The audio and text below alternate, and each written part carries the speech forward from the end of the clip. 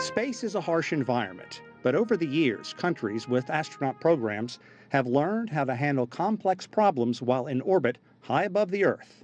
In the old days, of course, we just didn't know very much. And space was a real unknown. Initial training for U.S. astronauts has changed over the years. Early on, scientists prepared them for the unknown, what could happen, what could go wrong in zero gravity. Explore, over, explore. The very first U.S. astronauts selected in the late 1950s fit a rigid criteria. All were test pilots, no taller than 5 feet 11 inches, with a strong background in engineering. They execute a very important function, which is to learn and to demonstrate that humans could actually survive in space.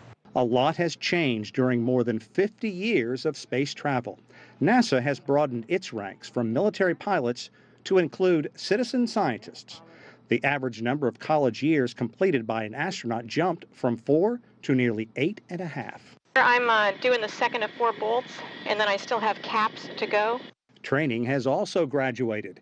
NASA now relies on what it calls the neutral buoyancy tank to simulate spacewalks. There's a set of scenarios that we make sure we do so that we can fix whatever we think is the most likely things to go wrong on the space station. Franklin Chang Diaz retired from NASA in 2005 and is in the U.S. Astronaut Hall of Fame. He flew on 7 space flights, including 3 grueling spacewalks. Chang Diaz says the time in NASA's giant pool to simulate weightlessness is critical. This is very important, very necessary in order to make sure that you can tease out any potential mistakes that you can make, you can optimize how you use your time, because your time is very precious up there. These days, the space program also depends on virtual reality, including finding your way back to the space station if your tether breaks.